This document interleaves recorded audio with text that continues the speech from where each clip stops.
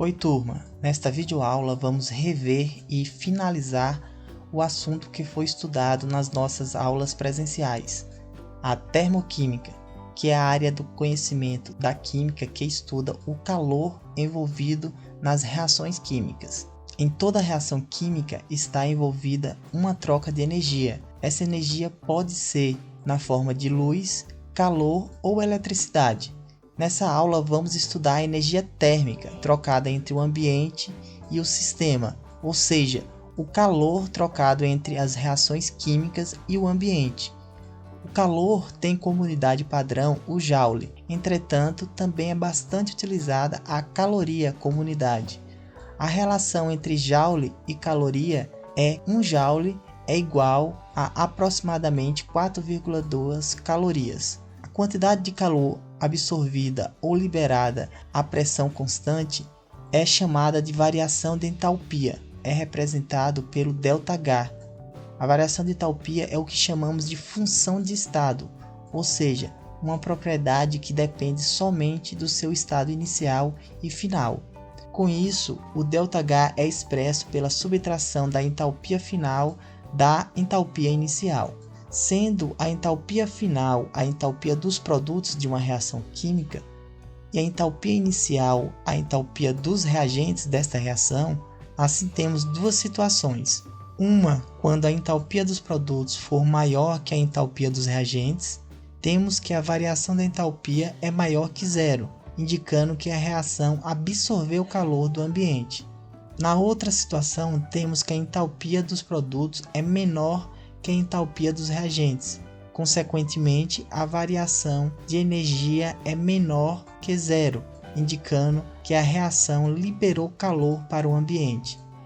Com isso, podemos classificar as reações químicas em endotérmica, quando a reação absorve calor do ambiente, consequentemente o ΔH para esta reação será positivo, e a reação pode ser classificada como exotérmica, quando esta reação libera calor para o ambiente. Com isso, o ΔH para esse tipo de reação será negativo. Alguns pontos são importantes fixar sobre a entalpia. Quando falamos em entalpia padrão, representada por H e o subscrito 0, indica que é a entalpia para uma substância em um estado padrão de pressão e temperatura e em seu estado físico mais comum. E para substâncias simples, a entalpia padrão é sempre zero. Lembrando que as substâncias simples são aquelas substâncias formadas por um único tipo de átomo. Outro ponto importante é que a variação da entalpia é proporcional aos coeficientes estequiométricos de uma equação balanceada. E quando se inverte o sentido de uma reação, muda o sinal da variação da entalpia. Ou seja, se uma reação em um sentido é endotérmico, no sentido contrário, ela será exotérmica. Existem vários tipos de entalpia, como a entalpia de combustão, entalpia de neutralização. Existe também a entalpia de mudança de estado físico, entalpias de dissolução. Mas nesta aula vamos focar somente na entalpia de formação e na entalpia de ligação. A entalpia de formação é o calor envolvido na formação de 1 mol de uma substância a partir de substâncias simples. Relembrando que a entalpia de formação de substâncias simples é sempre igual a zero. A variação de entalpia de formação das substâncias podem ser positivas ou negativas, ou seja, para a sua formação pode haver a absorção ou a liberação de calor. Já a entalpia de ligação é o calor envolvido na quebra ou na formação de uma ligação química entre dois átomos. Na quebra das ligações químicas ocorre uma absorção de energia do ambiente, e quando ocorre a formação de ligação química, ocorre a liberação de energia para o ambiente.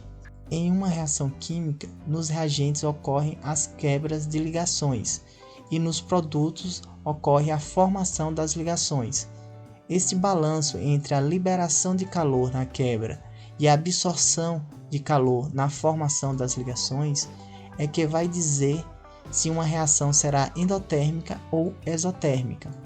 E para finalizar nossa aula, apresentamos a lei de Hess, que informa que a variação de entalpia de uma reação química só depende da entalpia inicial e final, ou seja, ela pode ser calculada subtraindo as entalpias de formação dos produtos das entalpias de formação dos reagentes. Como a entalpia de formação das substâncias são tabeladas, podemos encontrar facilmente a variação de entalpia de uma reação química. Tomamos como exemplo a combustão do metano, em que o metano reage com o gás oxigênio, formando dióxido de carbono e água.